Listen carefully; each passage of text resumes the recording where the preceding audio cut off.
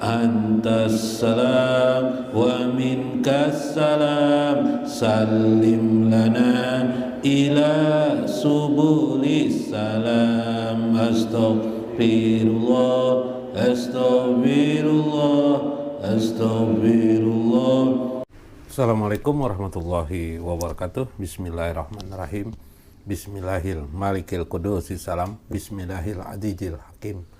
Wassalatu wassalam ala sayyidina wa nabina Muhammad wa ala alihi wa sahbihi ajmain. Hadirin jamaah musta'lim yang berbahagia, paina insyaallah asyul li kitabi Syekh Abdul Qadir Jailani Fathur Rabbani. Insyaallah mudah-mudahan Allah membukakan kasyaf kita kepada Allah Subhanahu wa taala, sehingga terbukalah hijab kita kepada Allah Subhanahu wa taala. Mudah-mudahan amin ya rabbal alamin. Wa nafa'na bihi wa ulumihi fid darain. Waqala al-mu'allif rahimahullah, ia miskin da'an kal kalam pima la yanfa'uka. Wahai orang-orang miskin, wah ini orang-orang miskin, kita orang-orang miskin ya, kita miskin ilmu, miskin segala-galanya. Kita ini memang tidak punya apa-apa. Itulah mengapa orang perlu belajar tasawuf, mengapa orang belajar ilmu ma'rifatullah, agar menyadari diri ini tidak memiliki eksistensi yang hebat apapun. Hanya Allah Subhanahu wa ta'ala yang maha hebat. Itulah hakikat kehidupan. Karena segala bahasa, segala ucapan, bahkan kalimat yang dipilih Allah, seperti kalimat subhanallah, alhamdulillah, wala ilaha illallah, Allahu akbar, sebenarnya itulah makna kapasitas manusia bisa mengucapkan. Andaikan ada lagi lebih tinggi pada itu, Allah pilihkan untuk kita. Lalu apa maksudnya? Allah lebih tinggi daripada ucapan kalimat itu. Karena itu kita perlu memuji Allah itu tanpa huruf, tanpa suara, di atas kalimat itu. Itulah makna yang bisa dipahami nanti mudah-mudahan. Hari ini kita membahas bagaimana satu proses hidup kita untuk kita berhati-hati terus,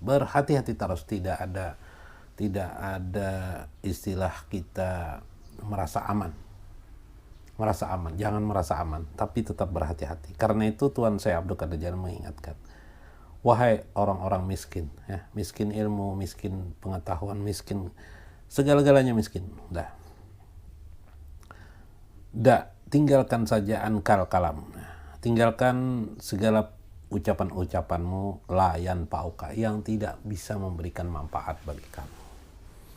Ya, tinggalkan saja yang tidak bermanfaat. Ngapain kita? Ada hadis Nabi, min husni islamil mar'i tarkuhu ma la ya'ni. Tinggalkan, kata ciri khas dari muslim yang baik itu adalah meninggalkan senda-gurau ucapan-ucapan yang tidak bermanfaat. Wah, subhanallah, layan pauka. Watruki ta'asub fil majhab. Tinggalkan saja ta'asub majhab. Mau berdebat soal fikih, ya fikih biasa yang berdebat nih fikih. Menurut saya ini pendapat ini benar, menurut itu pendapat itu salah, pendapat ini benar, pendapat ini salah. Wah, ini hati-hati ini. Sudah, tinggalkan. Fikih itu dibuat bukan untuk berdebat. Fikih itu dibuat untuk menjadi tuntunan kita mengamalkan amal yang benar, amal yang soleh. Wah, tapi kan fikih ini kan ada keliru juga. Iya, mungkin ada keliru. Tapi kalau kamu mencari sendiri, mempelajari langsung Quran hadis, kira-kira banyak kelirunya atau banyak benarnya? Itu kan. Apa Anda lebih pintar, lebih alim daripada mereka yang membuat itu? Imam Syafi'i misalnya. Apa Anda bisa lebih alim dari Imam Syafi'i? Ibnu Hajar al-Asqalani yang sangat alim, Imam Nawawi yang sangat alim, Syekh Ramli yang sangat alim, Imam Ghazali sangat alim, Syekh Abdul Qadir Jailani yang sangat alim, ini juga mereka berpatokan dengan mazhab Imam Syafi'i. Tidak perlu ta'assub yang sedemikian rupa.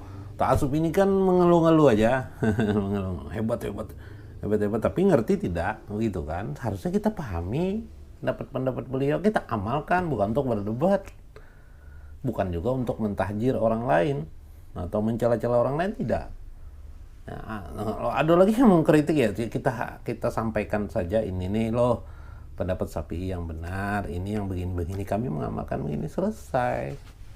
Tenang saja, Allah Subhanahu wa Ta'ala mengatur kehidupan ini sudah. Kita adalah penduduk atau masyarakat di belakang ini, masyarakat yang seharusnya sangat patut bersyukur. Kenapa? Mempelajari agama sudah ada, mazhab Syafi'i, mazhab fikihnya sudah ada, mazhab Hambali sudah ada, Maliki, masing-masing di setiap daerah mazhab mereka masing-masing. Pakai yang itu, nggak usah bingung-bingung, laksanakan. Kafiatnya bagaimana, laksanakan. Wah, enak sekali kita ini, tidak mencari lagi, langsung dah. Coba kalau mencari dulu di zaman-zaman mereka, susahnya bukan main mengamalkan agama. Kita ini sudah ada tertulis, Masya Allah, Alhamdulillah. Demikian juga ilmu Ma'rifatullah, ilmu tasawuf, ini sudah ada. Ngapain lagi susah-susah kita. Nanti kalau ada kitab baru paling supaya menambah wawasan, memahami inti, nuklesnya sama aja, inti lubabnya sama aja, ibrahnya sama saja, itu juga. Kita teruskan. Karena itu wastagil bisyai'in yanfa'uka fid dunya. Buatlah yang penting Anda jangan mikirkan itu. Yang penting Anda sibuk dengan sesuatu yang bermanfaat bagi Anda. Orang miskin, kalau miskin kekayaan, harta benda, ya sudah, terima aja kemiskinan itu, lakukan. Nggak usah menghayal-hayal kaya, nggak usah. Lakukan dulu yang ada. Untuk makan sehari, kita bawa makan dulu sehari-hari. Sambil berdoa kepada Allah, mudah-mudahan Allah memberi ilham kepada kita, memberi petunjuk kepada kita. Kalau mau kaya, ya sampaikan aja kepada Allah, mau kaya ya Allah. Bagaimana caranya, nanti Allah akan berikan jalannya. Nanti kepikir sendiri hal-hal yang bagus. Dia, ilham tuh akan memaksa kita. Atau memaksa kita untuk memikirkan sesuatu. Nanti ada aja saatnya, nggak usah dicari-cari. Minta saja dengan Allah. Maka wastagil, sibukkanlah dengan sesuatu yang bermanfaat bagi kalian, fid dunya wal akhirah, urusan dunia dan urusan akhirat ini. Apa saja yang kira-kira bermanfaat. Nggak usah cari-cari kesalahan orang, nggak usah cari-cari tajasus ya, cari-cari kesalahan orang, apa menilai-nilai orang. Susah menilai orang, nilai diri sendiri aja lah. Itu maksud saya. Subhanallah. Satara'an qarib khabaruka wa tazkuru kalami syaufataro inda ta'ani walaysa ala ra'sika kuzu. Ketahui, kata beliau, bahwa engkau akan melihat sesuatu yang dekat dikabarkan kepada engkau, sebagaimana aku mengingatkan kepada kalian, kata Syekh Abdul Qadir Jalani, saufatara, akan ada, inda ta'ani, ada tombak yang akan mengancam kalian. Walaysa ala ra'sika, bukan sekedar di kepala kamu saja tombak itu di atas kepala kamu.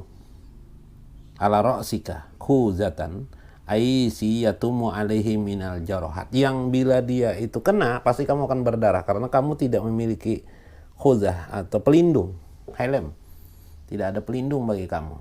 Kepala kamu tidak ada pelindung. Tombak mengancam di hadapan kamu. Maksudnya adalah kejaran dunia. Kalau dunia itu mengejar kamu tidak ada pelindungnya. Kalau dunia itu menggoda kamu, luar biasa kuatnya dia.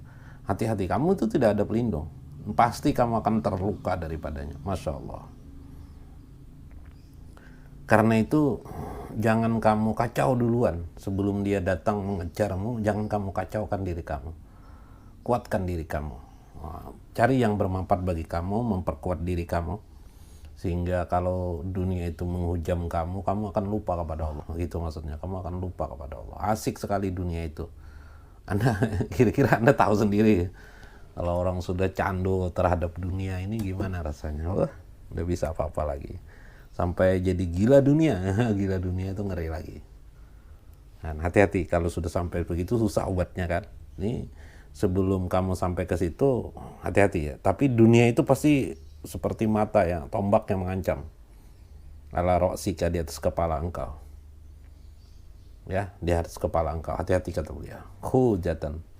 Dia, tapi kalian itu tidak punya pelindung.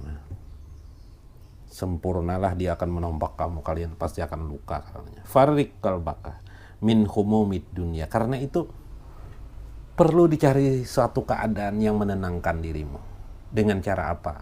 Belajar hilangkan kegundahan-kegundahanmu.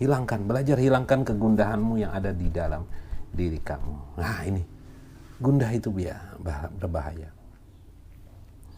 Sampai Nabi mengajarkan doa, Allahumma a'udzubika minal hammi wal hajan. Allahumma a'udzubika minal hammi wal hajan. Ya Allah, aku berlindung kepada Engkau minal hammi wal hajan, dari kegundahan dan wal hajani, dan kekhawatiran. Ayo mulai. Bagaimana caranya belajar ini supaya kita tidak gundah? Ma'aku juminha an qarib. La tatlabu tayyibul ais pima piha pamayan fa'uka wala yaka'u biadika. Maka selama itu sesungguhnya tidak ada sesuatu yang bisa merenggutmu itu kecuali dia sangat dekat padamu, yaitu duniamu. Karena itu, apa itu terjadi? Jangan kamu terlalu banyak menuntut tayyibul ais, kehidupan yang lebih sempurna, lebih bagus dalam kehidupan ini, berangan-angan mendapatkannya terlalu banyak. Piha pamayan pauka, itu sesungguhnya juga tidak bermanfaat bagi dirimu. Dunia itu, hati-hati. Jadi kalau sudah ya gimana ini tidak menuntut ini? Iya, maksudnya begini, jangan kamu kejar teruslah dunia itu. Nikmat Allah yang ada sekarang di hadapan kamu itu apa? Nikmati itu dulu. Berkreasi, silahkan berkreasi. Tapi sambil ingat-ingat ya, ingat-ingat. Kalau orang sudah diberi rezeki yang banyak, nikmat dunia datang kepadanya, dia tidak bisa menolak kok. Jadi sebenarnya siapa sih memberi rezeki ini? Allah. Nah, pada saat dia tidak bisa menolak itu, sudah memiliki ketahanan mental yang kuat atau tidak? Jangan-jangan nanti terpengaruh kita. Terpengaruh oleh limpahan rezeki dan kenikmatan dunia itu yang sangat luar biasa pada diri kita, sehingga kita tidak mampu. Yo, contoh wanita datang kepada Anda, 1, 2, 3, 4, 5, 10. Gimana? Anda sanggup enggak Anda? Gimana? Oh, gampang aja menolak. Itu kan kata-kata Anda. Real nyatanya bisa Anda terjadi. Kebanyakan Anda bisa, Anda sanggup kan?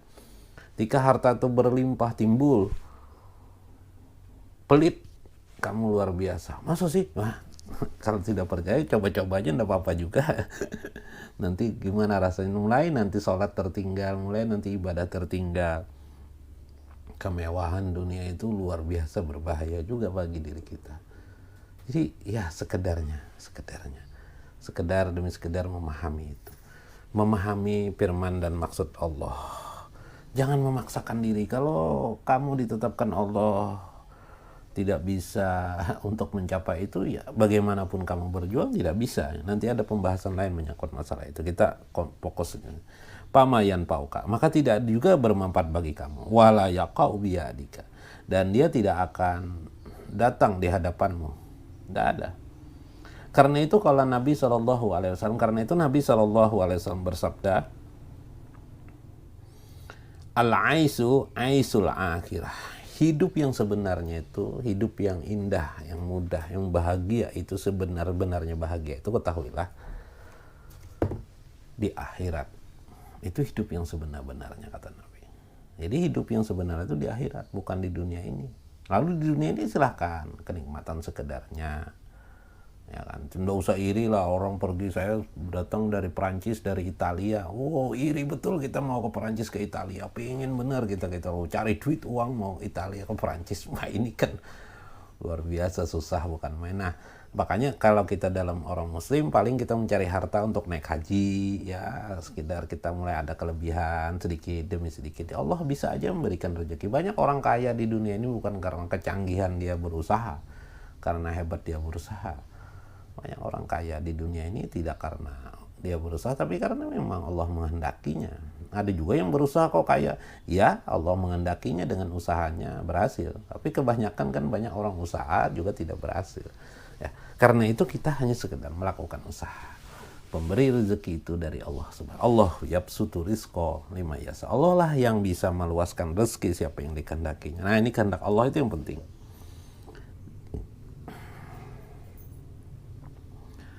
Karena itu kata Nabi tadi itu mengatakan hidup yang sebenarnya itu adalah kebahagiaan, hidup itu sebenarnya adalah kehidupan akhirat. Karena itu waqad ja'aka juhud fid dunya li'anna juhud kulluhu qasrul amali. Karena itu hendaklah engkau bersikap juhud terhadap dunia. Bagaimana caranya juhud terhadap dunia? Juhud di sini bisa diterjemahkan dengan berhati-hati, sigap mental yang benar menghadapi dunia. Juhud tidak seperti kera, bahasa Banjar warik ya, kera yang datang ke mana, ke tempat buah-buahan langsung akan ambil semuanya kanan kiri kaki, seperti orang rakus ya. Kera itu kan gambaran kerakusan, dengan taring-taringnya makan habis-habisnya. Tidak, jangan seperti itu tidak juhud. Datang di dunia, melihatnya memang banyak macam-macam keindahan sebagainya, tenang-tenang saja melihat mana yang perlu kita ambil, mana yang kita yang bermanfaat bagi kita ambil, kita gunakan dengan baik, begitu maksudnya. Li'anna zuhud, karena juhud itu kulluhu qasrul amal, karena juhud itu pasti sedikit menghayal. Dia tidak banyak menghayal. Pahjir akranasu waqta'ul mawaddati bainika wa bainahum wa asluha bainika wa bainas sholihin. Karena itu secepatnya lah kalian berhijrah dari berteman dengan keburukan, atau teman-temanmu, kawan-kawan sepergalumu yang menjadikan kamu buruk, menjadikan kamu tidak bagus. Hati-hati, kalau kamu tidak bisa memberi nasihat mereka, kamu bisa jadi buruk. Nah, pilihan. Kalau tidak bisa, ya sudah, hindari. Kalau kamu bisa memberi nasihat kepada mereka, kasih nasihat kepada mereka. Maka putuslah keadaan itu. Kasih sayang kamu dengan mereka, pikirkan hal yang baik, wa bainahum, dan kembalilah wa bainaka wa bainas sholihin, kamu terhubung dengan orang-orang yang baik di sisi Allah Subhanahu wa taala. Kemudian fahjiril qarib minka ijakana min akranisu wa wasilal ba'idi minka. Karena itu pergilah kamu daripada kedekatan dengan orang-orang seperti itu yang buruk tadi daripada sisimu, atau dunia yang bisa membahayakan kamu. Jika kamu mampu melakukannya, maka terhubunglah kamu dengan orang-orang yang soleh. Min akranil khair kullun min adadahu sara bainaka wa bainaha qarbah panjur liman ta'addada. Maka hendaklah kalian bagaimana menjauhkan kepada mereka apabila dekat, tetapi sebaliknya apabila itu justru memberi kebaikan kepada kalian dengan dekatnya kalian dengan mereka, maka silahkan dekati dia, hubungkanlah, buatlah sesuatu yang bisa menjadikan kalian tetap kuat bersamanya. Karena itu orang-orang sufi berkata, waqala li ba'dihim mal qarabah. Apa itu qarabah? Apa itu hubungan kedekatan? Qala al mawaddah, itu adalah cinta kasih. Cinta kasihnya bagaimana? Maksudnya ialah tinggalkanlah da'anka talabu ma qasima wa ma lam yaksim, meninggalkan sesuatu yang bukan bagianmu. Nah, ini bahaya kan, sikut kanan kiri tadi. Fa'inna talabaka, karena tuntutanmu untuk menuntut sesuatu itu ketika itu lima qad kasima ta'at, tidak akan juga kamu mendapatkannya kalau kamu memaksakan. Karena yang beri rezeki itu Allah, bukan diri kamu, bukan kamu karena kamu ikhtiar kamu. Yang beri rezeki itu Allah. Kalau kamu mengejar-ngejar dunia, buat apa? Juga belum tentu Anda dapat. Seperti burung merpati lah, kayaknya nih bisa nih, kayaknya bisa nih, saya tangkap nih. Begitu Anda tangkap, wah, dia lari diri. Nanti dia habis lari, dia dekat-dekat lagi kepada Anda. Jangan, hati-hati seperti itu. Itu pekerjaan yang sia-sia. Sebagaimana Nabi SAW bersabda, min jumlatin uqubatillahi ta'ala li ibadihi, sebagian daripada siksa Allah kepada hambanya itu ialah talabu ma'lam yuksam lahu, ialah mengambil siksa Allah itu kepada hambanya itu ialah kepada hambanya yang menuntut talabu ma'lam yuksam lahu, yang tidak bukan atau yang bukan bagiannya, yaitu menuntut sesuatu yang bukan bagiannya, menuntut sesuatu yang Allah tidak rezekikan kepadanya. Ya sudah, itulah yang ada kita hadapi dalam hidup ini. Bagaimana kita menghadapi keadaan itu. Ini menyikapi ini penting sekali, memang perlu pengalaman. Mungkin kalau logika tidak mampu, tapi Syekh Abdul Qadir Jailani punya pengalaman tentang kehidupan seperti itu. Apapun yang dicapai orang ternyata banyak yang sia-sia dikerjakan. Itulah kita. Karena itu bertemanlah orang-orang dengan orang-orang yang baik, kata beliau, yang bisa menasehati kita, yang bisa menyampaikan kebenaran kepada kita, mengingatkan kita kalau suatu saat kita mungkin agak seperti layang-layang, jauh lah melayang gitu kan. Diingatkan oleh mereka. Mudah-mudahan bermanfaat kalimat nasihat mutiara nasihat ini disampaikan oleh Syekh Abdul Qadir Jailani. Wallahul muwaffiq wa aqwamut thoriq. Wassalamualaikum warahmatullahi